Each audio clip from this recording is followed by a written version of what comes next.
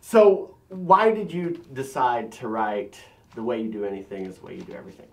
You know, so many business owners are obsessed with the metrics and the numbers and the profit and loss and how do I market, and they really believe that there is a magic pill or a magic formula that's going to give them exactly what they need to all of a sudden be able to leave their day job, drive a Cadillac, not have to work, and basically just be on vacation all the time. And I lead most of the time with marketing because it's important, in sales and understanding how to have communication and conversations with clients and understanding your point of view, and all those pieces are important. But if who you are being, how you're showing up, how you're interacting with your team members or potential team members, how you're interacting with yourself, whether you're doing the work you need to do or you're not doing the work you need to do, that's really the biggest thing that stops entrepreneurs.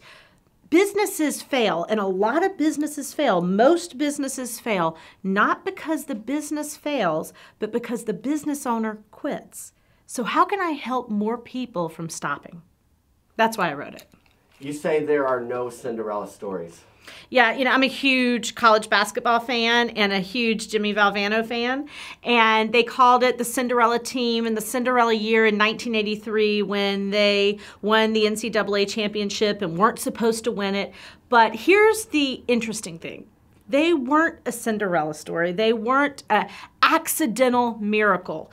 The first day of practice that they had that year in 1983, Jimmy V took the whole team and had them practice cutting down the nets, right? I mean, had them practice cutting down the nets. He was setting them up to win. They practiced winning. They just didn't practice the drills and how you win and what strategies you need and the foul shots and the free throws and the jump shots. They practiced being a winner. There are no Cinderella stories. You have to practice being a winner. Define will. I think that will is the drive and the tenacity and the burning passion to not disappoint someone, the main person being yourself. What about pity? You know, I think that pity is what most people want when something doesn't work out, because we wouldn't possibly want to blame ourselves, right? Most of the time we're going, you know, the building wasn't built for this. Somebody put too much weight on the building, or the structure couldn't handle this. It couldn't possibly have been my fault. You know, I believe that whatever words you use, God, the universe, they build your structure perfectly, and you're not going to get more than you can handle. So when things fail, things don't work, stuff messes up, don't look for pity, look for understanding. Not understanding as in sympathy, but understanding what didn't work so you can analyze what didn't work, and then you can strategize what's going to work the next time. Why is EBM an enthusiasm killer for an entrepreneur? So EBM is emotional business management, and most business owners work off of EBM as opposed to solid, sound business decisions. Will this investment that's scary or risky or a stretch for me, will it get me an ROI? Will it get me a return on my investment? Not, is it scary? Will my husband be angry at me? Will someone judge me? But you have solid ideas and principles and practices in place that when you make a decision, you make it firmly in business and not emotion, so you get the results you want. You know, one of my good friends, Larry Winget, says that you make the decision and then you make the decision right. So many people are waiting for things to be right so they think they can make the right decision. Things will never be right. You will never be in the perfect place to make a good decision or to even know what the hell to do. So you make the decision and then you make the decision right. That's staying out of EBM and making strong business decisions and being committed till you get the end result that you want. The title is pretty clear cut. The way you do anything is the way you do everything. But how does that apply to your daily life? You know, people show up all the time for appointments late, and they get in the grocery store line and they want to yell at the clerk, and they want to blame the fact that they're fat. You know, I'm overweight because I don't exercise enough and I intake too much food. It's that simple. The way you do anything is the way you do everything. The way you treat your spouse is exactly how you will be treated. The way you treat your business numbers is how fast or how much they will grow. So people are kind of looking for the big, huge answers, the monumental, life-shifting, seas part Moses showing up moment. And that's not how business and life works. It's in the tiny things you do every single hour and how those compound and how they are calculated to get you your end result. So how are you walking? If you have a job right now, how are you walking into your job, right? How are you showing up with your children? That's how you can see exactly what kind of business results you're going to get, because it's not what big strategy did I figure out to win. It's what am I doing every minute of every hour in every decision that adds up to get me an end result. So I know you particularly don't enjoy the writing process. I think you banged this book out in a weekend. How does that relate to the way you do anything is everything for you personally? So I like to speak. If you said you have got to talk for the rest of your life and you're not going to get paid to do it, I'm in. Right? I love it. I have an opinion about everything. I live my life in the mindset of what is my response? What is my response to art? What is my response to opinions? What's my response to the news? What's my response to social media? What's my response to a team member? What's my response to a family member? I love living in this world of thinking of what is my response? How will I respond? And I usually do it verbally. I'm the kid that got on the report card. Suzanne is a charming student. If she could learn to be quiet during class time, she would be perfect. And, it's ironic. I won an Alumni of the Year award a couple of years ago, and my dad accepted it for me because I was actually speaking at another event. And he said, he took one of my report cards and read that statement and goes, "Folks, she now gets paid to speak for a living."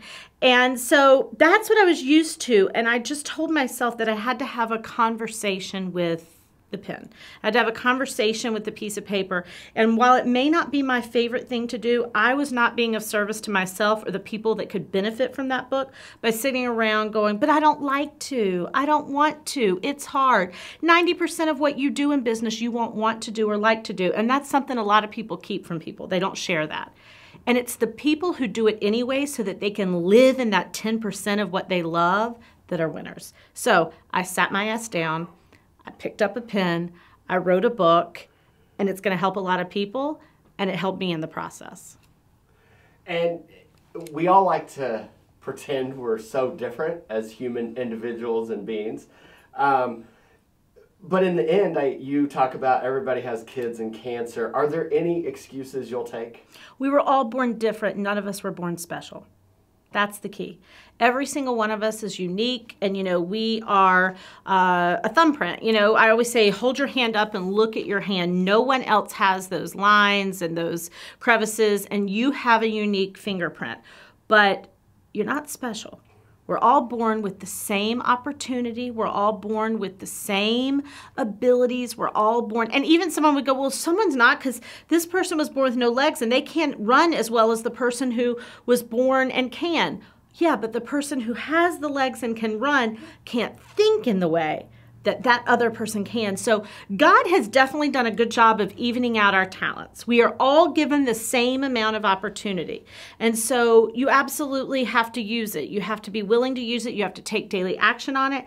And you have to realize that when you have something come up in your life, when the troubles happen, and you're going to have trouble, everybody has trouble. And I do say everybody has kids or cancer. And what that means is you've either got a family member you're taking care of or some kind of, responsibility that you have, or you have a crisis. And we all have it. You have to realize that you were given that to use for something. You were given it to teach that as a lesson, to integrate it into your business, to integrate it into your life. And it doesn't make you special. It makes you different. And people want to buy different.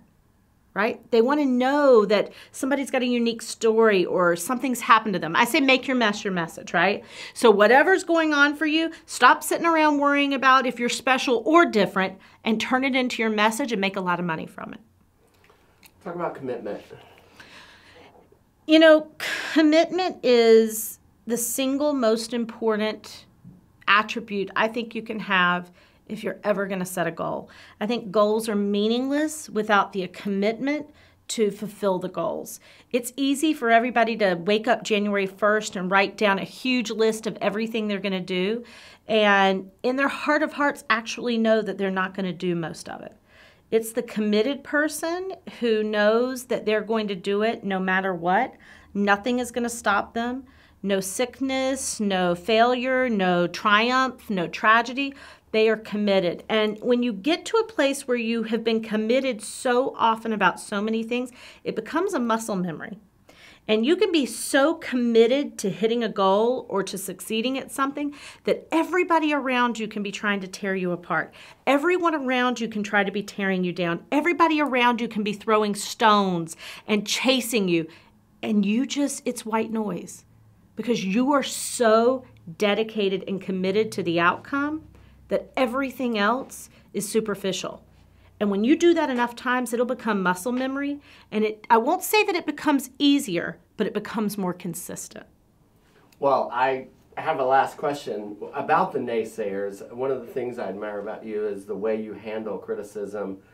You're not about to pretend you're skinny or pretend you're straight or anything else. I'm not skinny? Wait. Well, this is news to me. You've been known to admit that you have flaws and faults. What do you say to the naysayers? Because on paper it seems like you have every excuse to not succeed. Be so good they can't ignore you. I mean, that's number one, is that keep working at what you're doing, keep focused, keep striving, keep working harder than they are, keep succeeding at a higher level than they are, and you'll eventually get to a place where you're not angry with them, you don't even feel sorry for them, you actually want to help them.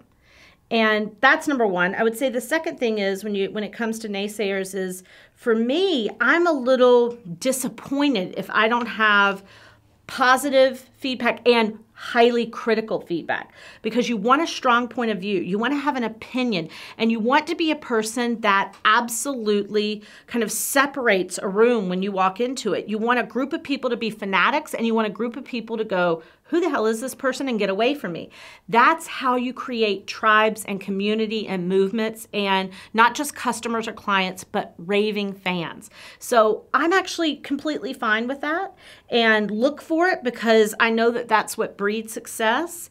And I would also tell people to stop caring what other people think, because I would rather be successful than liked. And I'm pretty certain that, I can be in the company of some pretty good people. I'm certainly not putting myself in this category. I'm just saying, Jesus's message was love, and they killed him for it, right? You have to remember that everybody's going to have something to say about what you believe or what you do or what you say or who you are. And the greatest gift we're given as people is the opportunity to live our lives being ourselves. And I think the greatest joy in that opportunity is enjoy doing it, even when nobody else does.